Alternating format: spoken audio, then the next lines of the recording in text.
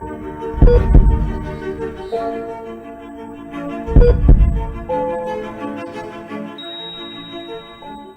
and welcome to Health and Wellbeing Today. I am Lois Abasambu.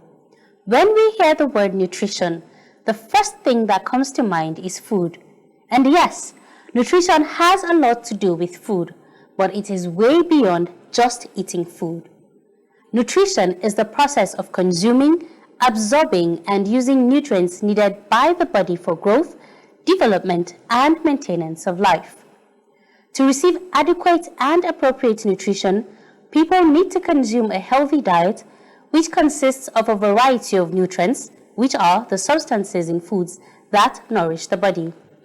Today on the program, we will be discussing nutrition for pregnant women and how their diet affects them and their unborn children.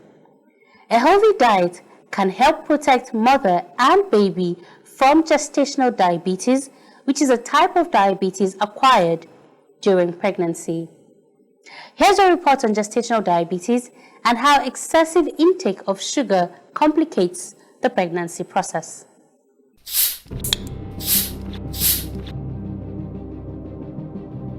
We have civilized our diet. We left the normal Nigerian healthy diet for the civilized one. And because of that, we began to acquire all the diseases of civilization. So diabetes is one of them.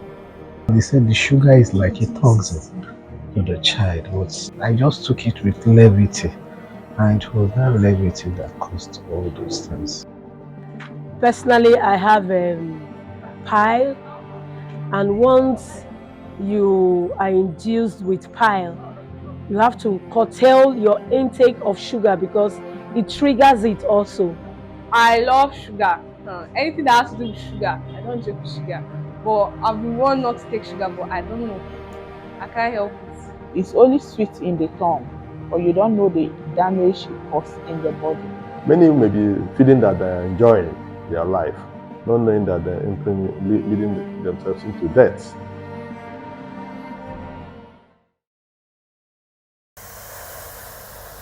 Sugar is the generic name for sweet-tasting soluble carbohydrates, many of which are used in food.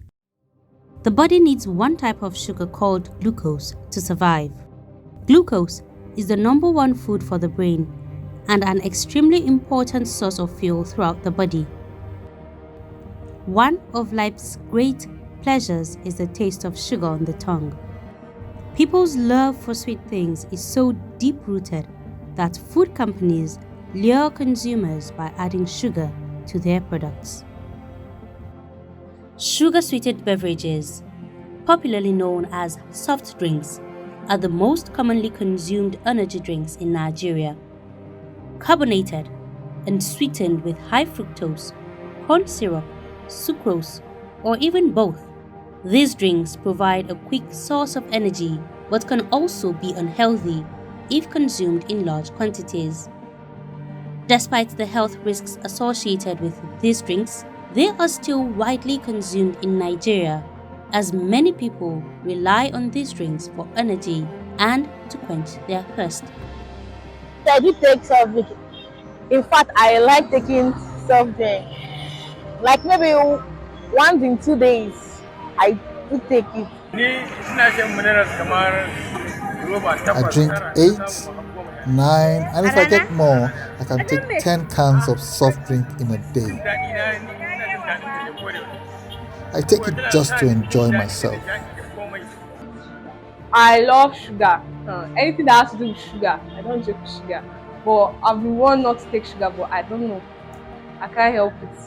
I can consume up to like 5 biscuits that contains many sugar inside, and I won't stop. I'm not a fan of mineral. I do my juice, my natural juice.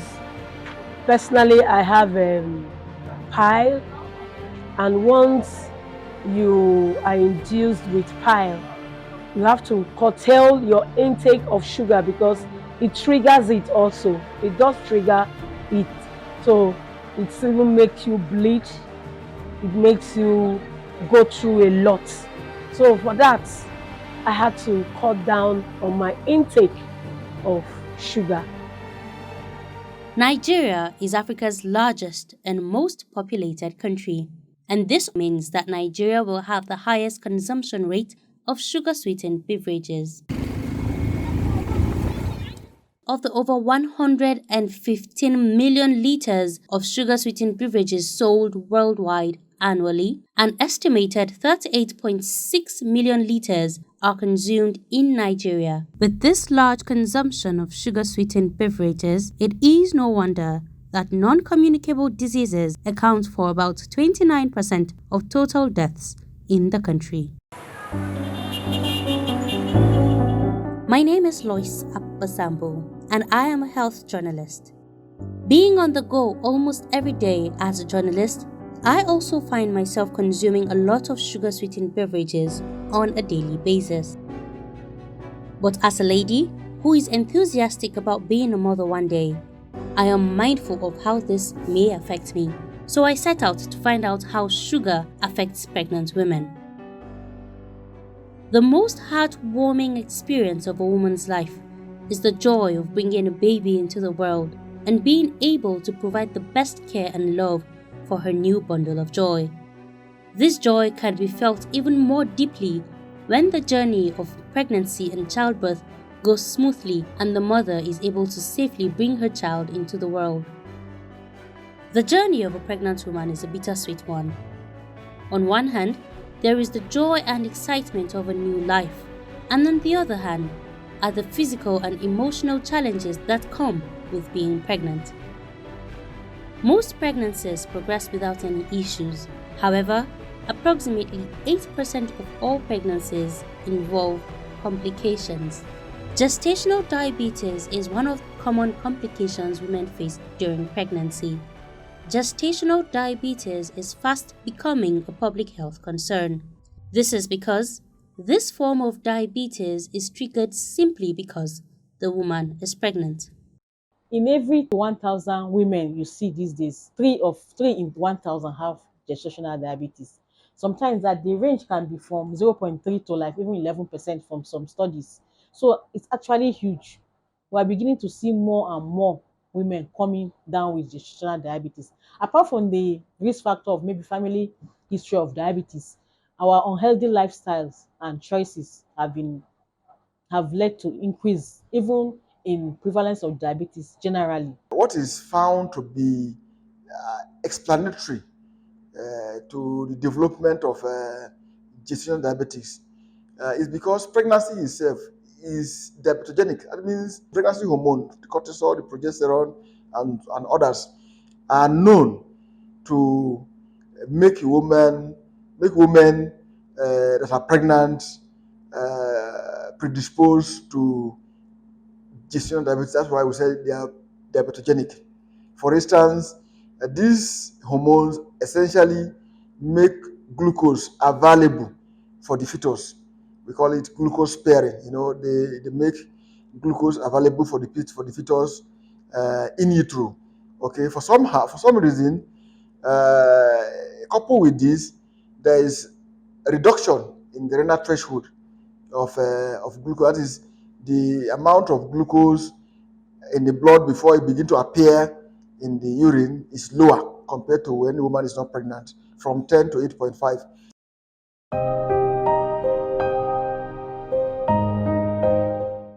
For the sake of her privacy, we will not be using her real name. Mrs. Joy had waited 12 years for a child. Having her miracle baby, her joy knew no bounds. But a few months to her due date, she was diagnosed with gestational diabetes. Actually, when I was first diagnosed, it seems, I felt very bad. But, I never knew that such gestational diabetes can affect the baby in you. The first one was not well managed because it came too late. I discovered while I was getting to 35, 36. So the managing was not. Actually, when I even heard about it, I took it as just a minor thing. Not until a week appointment after, when I came, they said the fetal health was not okay. And from there, that was how I lost that particular. I felt very bad. Because of a little, my own part mistake, I just was a child like that. So that was why now I have to take it upon myself, whatsoever it will cost me. I won't lie to you. They try to take their time to explain to me, but along the line, I won't lie to you. Me myself, I just took it with levity. And it was that levity that caused all those things. I was just thinking to, in as much because they said the sugar is like a toxin to the child. But to me, I just felt I eat something nutritious. How can it be a toxin to a child? So that was why I just said the whole of it was just ignorance. But now that I have known, I have to abide. Like you were saying, it was a child you had really waited for. Waited for, yeah. It was very painful. Very, very painful. When you are looking forward to carry a live baby, all of a sudden, it now turns to be a dead child. It's very traumatic. If only she knew what gestational diabetes was and how much her intake of sugar complicated the situation. If blood sugar is not very good, it can actually affect the baby, the fetus that is developing. It can actually lead to a miscarriage, really. So they can lose the pregnancy, within the first 3-4 months. If they are lucky, blood sugar averagely okay, they continue with the pregnancy, they have to make sure that they keep to appointments with the doctors, both the gynecologists looking after them and then the diabetes specialist. The two have to work together on this patient to make sure that blood sugar is good throughout pregnancy. Because if it's not, it can even cause some defects, some congenital defects can occur in that baby. Okay, and then the baby now can get very big inside the uterus, and the reason is because of the environment. The sugar in the environment the baby is growing is high, so sugar gets crosses the placenta. The sugar in the mother crosses the placenta to the fetus. So if the blood sugar in the fetus is high, then the pancreas, that's the organ that the cells that produce insulin comes from, they have to produce more insulin than the baby needs to take care of that high blood sugar. So this sugary environment makes the baby big and at birth can bring a lot of problems. The baby may be too big to come out normally, so the doctors will have to do a cesarean section, can have injuries in the shoulders, the baby can become jaundiced at birth, the baby can actually have very low blood sugar at birth. All these are, part of the complications, of uh, blood sugar issues at birth. Infant mortality rate in Nigeria is currently put at 54.740 deaths per 1,000 live births, with maternal gestational diabetes silently adding to the numbers. There is studies that shows that babies born to diabetic mother in the future, they have the risk of being diabetic themselves too.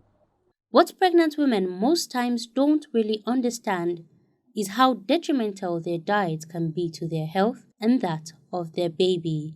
Unmanaged diabetes has a lot of implication to the woman, to the developing fetus, and even to the neonate when it is born. For instance, when baby is born to an uncontrolled diabetes patient, the baby is already used to excessive blood sugar in utero. These baby usually tend to be bigger, and then the fetal insulin, fetal hormone that control the fetal blood glucose is also high. When these babies are born, the insulin is still high, but suddenly you've cut off the maternal blood sugar. So they tend to develop low blood sugar, which is called hypoglycemia. And then it's one of the causes of neonatal death. So such fetuses need to be taken care of by experts. Mrs. Grace's story is similar to that of Mrs. Joy. Mrs. Grace had a great love for sugar, and with pregnancy cravings, nothing would stop her. Pregnant women crave a lot. See things you want to eat. Yeah, I was taking it that hungry me malts, bread, this thing, how they call it, ice cream. I was even making ice cream myself for my children to go to school. But when I now noticed that as I'm doing ice cream, meat pie, and all those things, I eat also. I didn't know I was diabetic when I had my fifth child, and it was during delivering. The head came out, the body refused to come out. But God intervened, finally came out. I didn't know that I was diabetic. I almost lose my baby in order to save my life. Because the doctors were contemplating whether it's to pieces the baby and bring the baby out while they save my life. I have to change position as a woman, kneeling down to push my baby. That was the only pregnancy that, as a woman in labor, I was asked to change position to push my baby. And because of the baby was so big, so I changed position. I was pushing. I said there were pieces the baby if the baby did not come out. But God intervened. When he was small, when I gave back to him, one of the hand was broken, the other one was stiff, but God intervened. And he was on ICU for over 6 days. The sixth pregnancy, I lost the sixth baby because of, I think the doctor also did not explain well because they didn't introduce me to their dietitian to guide me on diets to eat. So I was actually also eating wrongly because he told me anything that I crave for, I should go for it. With the use of the insulin, it will help me. But it was my seventh pregnancy that the doctors now introduced me to their dietitian, and I was told on how to manage my diet. That was when the baby came out 4.6, and she's okay. No one likes to suffer with sickness, maybe at old age or later. So you have to work on your diet. Even without having diabetes, it's good for one to live a healthy life. Eating vegetable and little carbohydrates, even when you eat it and you get used to it, you feel like every other normal human being. You don't have to be going into sugary things which have health effects, because it's only sweet in the tongue, but you don't know the damage it causes in the body. All these carbonated drinks are not good for health. They are not good for health at all. So if one is taking, you can even take fruit juice, it's better. It's better. If you take fruit juice, you do it yourself, it's better.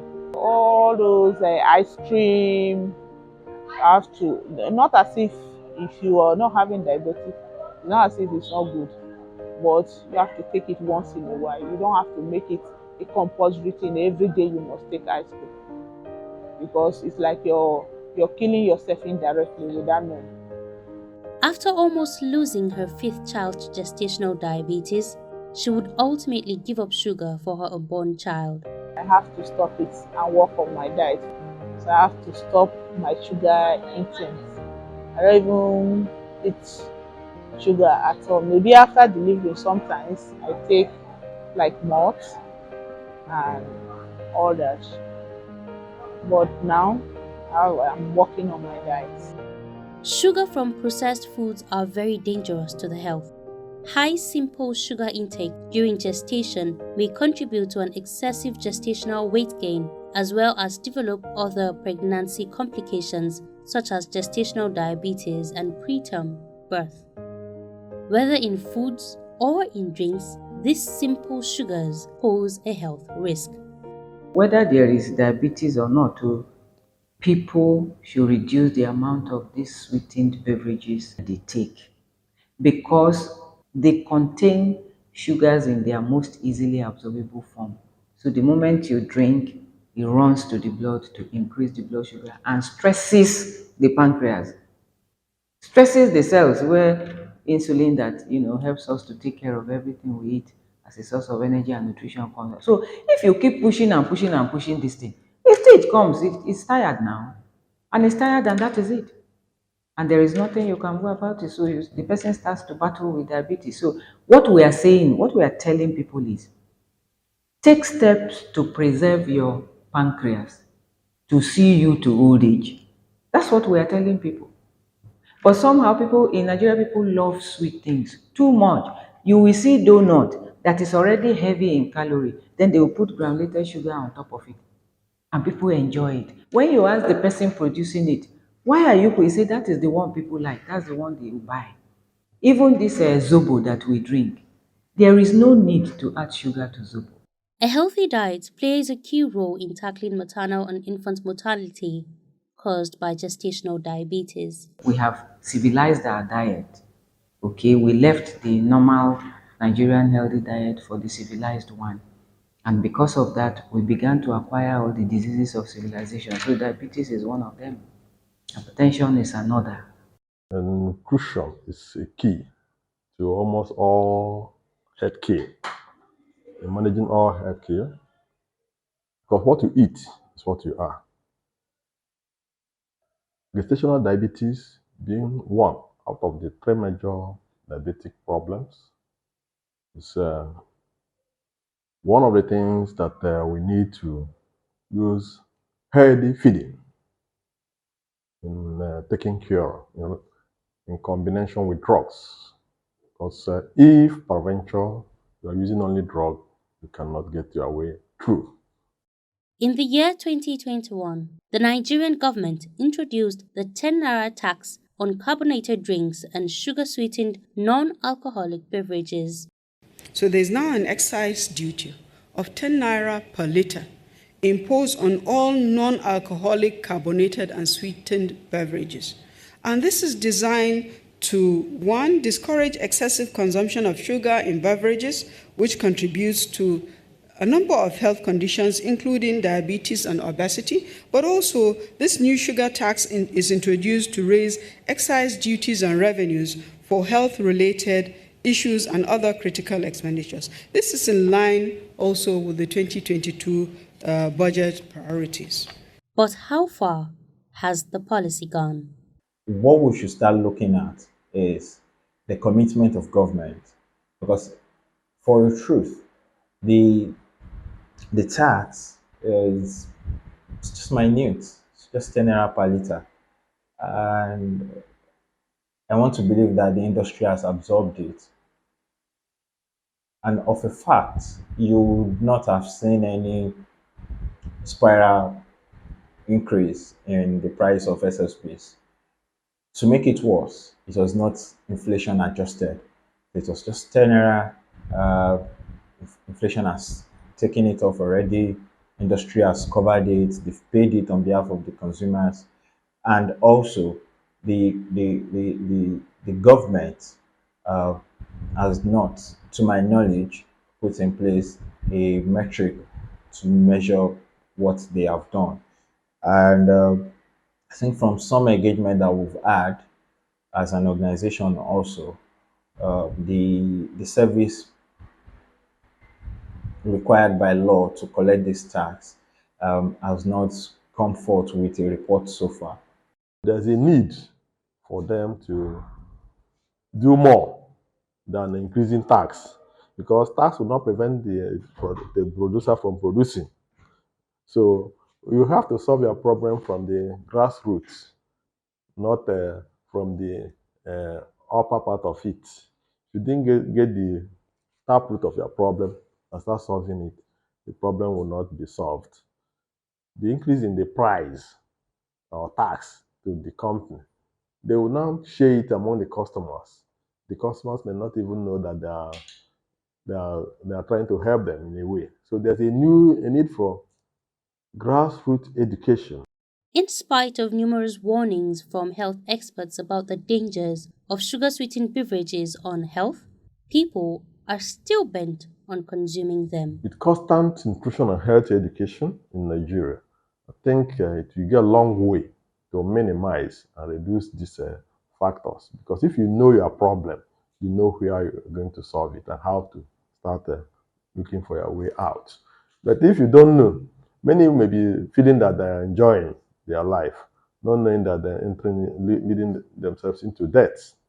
In a no distance time, the person becomes diabetic or hypertensive. It's not only that diabetic is the issue, because to me, I would say that diabetes is more dangerous than even HIV, because the complication is too much.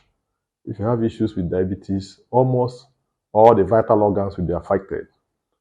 They start from the eye, heart, kidney, and all whatnot. The World Health Organization has identified sugar sweetened beverages as one of the main contributors to the global obesity epidemic, which greatly contribute to non communicable diseases such as diabetes. In order to reduce the consumption of sugar sweetened beverages, governments must take the lead in educating the public about the health risks associated with these beverages.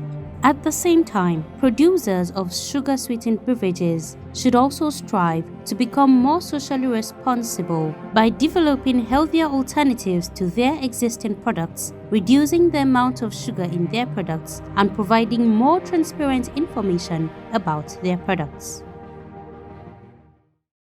There's a lot pregnant women need to learn from there, especially about nutrition and what they eat during pregnancy. Moving on, we are being joined by Ms. Rosevalin Uzoma Obia, who is a registered dietitian nutritionist and the convener, Ruzi Creative Mind Medical Outreach. Thank you for joining us on the program, Ms. Rosevalin, and it's nice having you once again after a long period of time. Thank you. So moving on straight to our conversation on nutrition and pregnant women. What are essential nutrients that pregnant women need for their upkeep and the sustenance of their unborn children? Okay, the first thing one needs to know is what is pregnancy? Pregnancy is the development of a fetus in a womb called the uterus. Now, during pregnancy, two things are considered: the weight gain of the mother and the child. But aside the weight gain of the mother and the child, during pregnancy, during the weight gain process, residing it's the uterus, the size of the uterus, the placenta, the maternal reproductive tissues, and we also have in the maternal reproductive tissues, we have the amniotic fluid, blood, and maternal stores, which are components of the body fat. It simply means that nutrition is also needed for all of these things mentioned to grow. Now, those things are the things that add up for the nutrition in pregnancy of a mother and a child. Now, maternal nutrition is very important in pregnancy. Why? Because it's a way of helping both the mother and child in terms of development and also helping the maternal tissues as well. Now, there are foods that pregnant mothers should consume. But the first thing we need to know is during pregnancy, there are lots of physiological changes that occur. Physiological changes that occur based on so many things that have happened during this pregnancy, function of the cardiovascular system, renal system, function of the GIT, that's the gastrointestinal tract, function of blood volume, so many things are either increased or decreased. Now, in situations like that, does a mother's food change because she is pregnant and she begins to do something different? Now, for a woman who has not been getting her nutrition right, it's going to be very difficult for her to get a better nutrition during pregnancy. But sometimes it improves because the presence of that fetus that is growing in the womb, the presence of the placenta that also require nutrition, and other things that require nutrition changes the attitude of the mother towards nutrition. So are there certain foods that pregnant women need to avoid or limit because of their pregnancy? Yes, yes, especially during the early trimester, it's very important to take into cognizance some of the food we consume because at that point it's so easy for our mothers to go into that stage of miscarrying their babies because there's this irritation in the stomach. There's a disruption, maybe during the production of some hormones. There's always this, this situation where it's either something is lost or gained. Now, foods that our mothers need to, limit, most times foods that can cause irritation in the stomach cells, like a pregnant woman who is in her early trimester should limit her so much intake of uh, ginger, all these foods that are high, highly acidic in nature, but it doesn't separate her from adding them to her meals. Some will want to increase, their intake of sweetened foods. Those things are very detrimental to the health. Why? Because once you start them, the body begins to crave for them. And you find out that when the woman is faced with something like what they call food aversions where you say it's a feeling of dislike over a particular food, you see that because she has craving herself to liking sweetened foods, it's so difficult for her to correct that particular attitude she has drawn towards that food, and the taste perception begins to tilt towards that because we train our taste perception. You train your taste perception to like the sweet things, or you train them to like the bitter things, or you train them to like the sour things. And at that point, that is what the woman is tilting towards. So we reduce our intake of sweetened foods, our intake of fatty foods, our intake of some women do this thing that I find so difficult to understand because they do it and they feel it's a normal thing. Oh, they say I drank my cold water in peace. You may do it and it works for you, but understand the dangers involved in some of the things you do. Naturally, as individuals on our own, we preach that we limit the intake of cold food because this cold food, by the time the body wants to, convert these particular cold things we take to room temperature, it gives the body so much stress and it tends to solidify with our fat.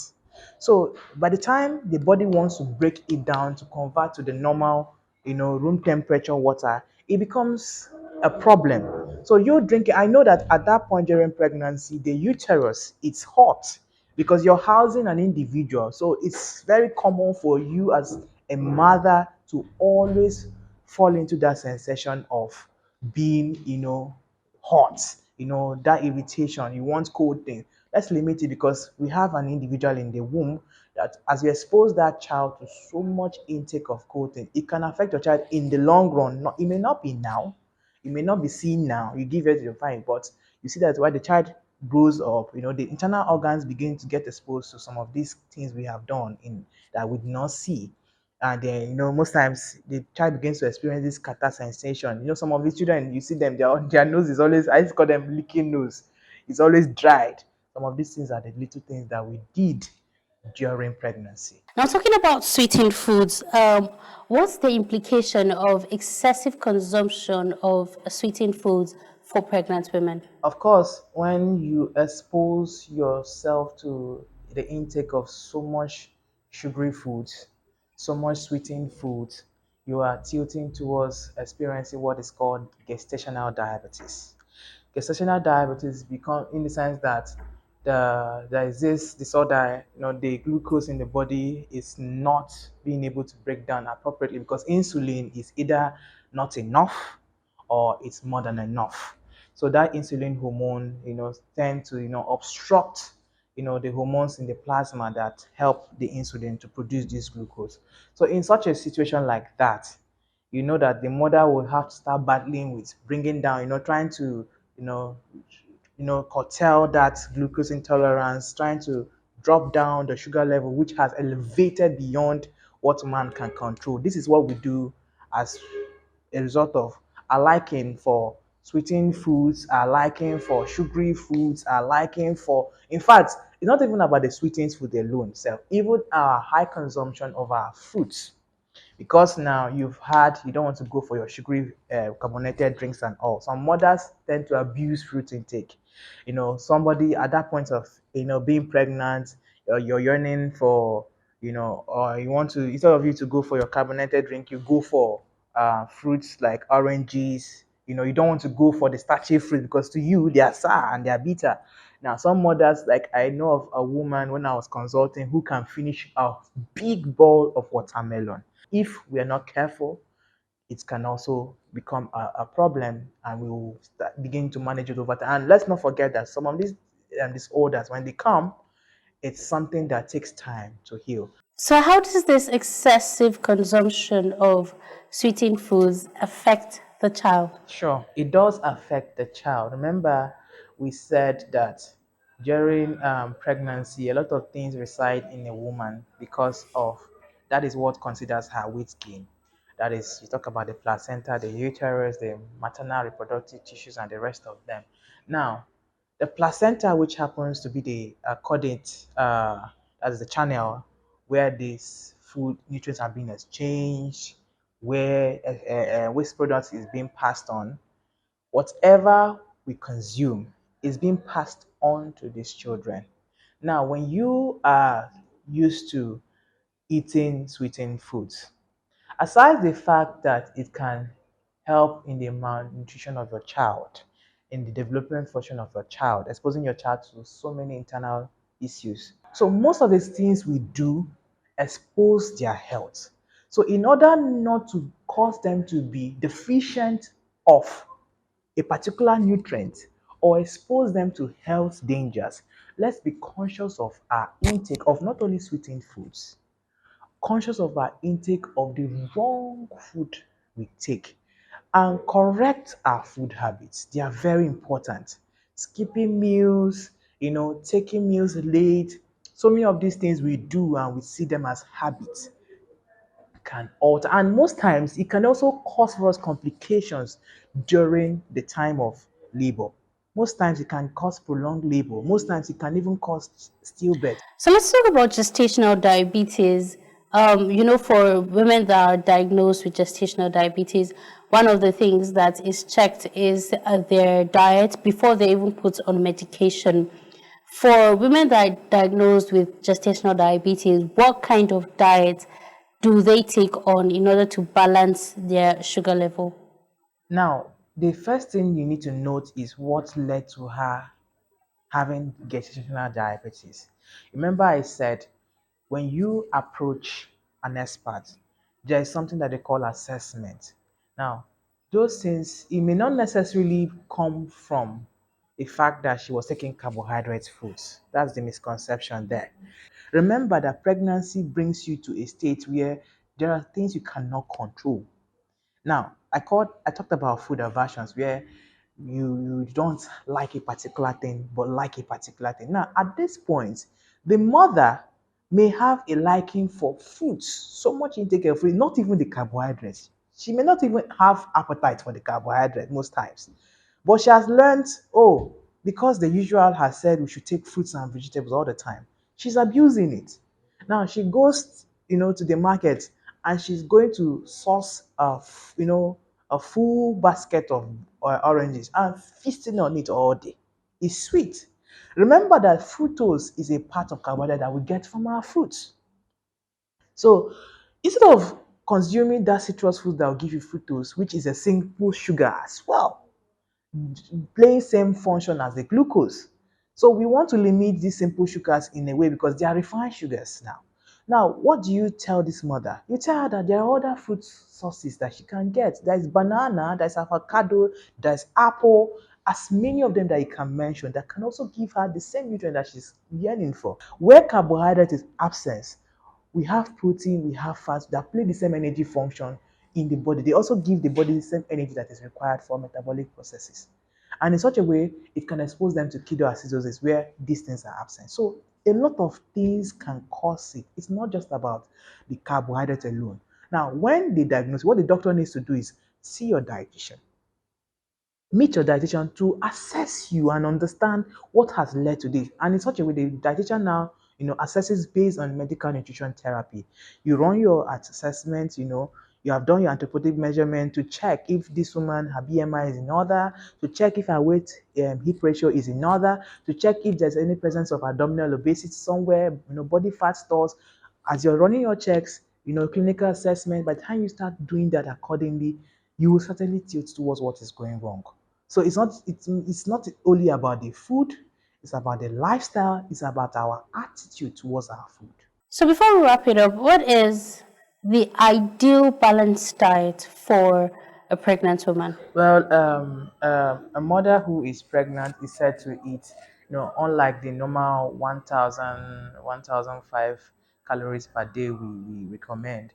The mother's own is increased to 2,000, most times 2,500, but we say it's kind of going 2,500 is under the thorough monitoring of food experts and nutritionist or a dietitian.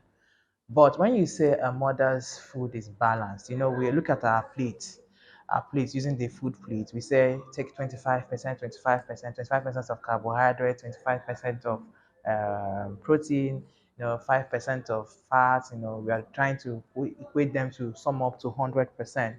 Now, for a mother, the increase of the fatty stores are there, the protein stores are there. Why? Because during pregnancy, there's so much protein losses. When the mother gives birth, you see that the hair is lost. So many things are developing in the child, and at that point of development, protein is very important. Now, the carbohydrate is not overly increased to the point that the mother cannot control. So what you do, just like I gave you an instance, a woman that is eating rice and beans, she has her usual plate. Nothing changed. Not because she's pregnant, they stopped giving her with her plate, they now give her with pot. No. The plate is there, her rice is there, her beans is there. Now, in order to make it different from the usual that she knows, if she doesn't want the beans, it can also be added to her meal, like the style of the meal change from being the usual rice and beans to jollof rice and beans. You also add other protein sources to it, add vegetables to it, add sauce to it. You can increase it by adding egg to it. And you've completed her meal for that day. And as you do that, in terms of her servings as well, if you say, okay, you're giving 6 servings of this in a day, servings of carb foods in a day, now you can increase hers to 7 and 8, meaning that she's expected to take 2 in the morning or above 3. That means picking from each meal, this is the amount of carbohydrate that you take. For the protein source, you increase it. For the vegetables, you increase it. As you keep increasing the food in terms of their nutrients and not the size, it becomes a balanced meal for her. Well, thank you very much, Ms. Rose Balling, for taking out time to be with us on the program. We sincerely appreciate your presence. Thank you very much. And that's it on the program today. But do remember that when you're pregnant, nutrition is more important than ever. You need more of many important nutrients than you did before pregnancy. And you also need to make healthy food choices every day, which will give your baby what he or she needs to develop properly. So that's the size of the package today. Keep it a date with us 5 p.m. next week, Thursday. And for feedback, you can reach us on the Instagram, Twitter, and Facebook handles that are scrolling on the screen right now. I am Lois Aposambo, and do stay safe.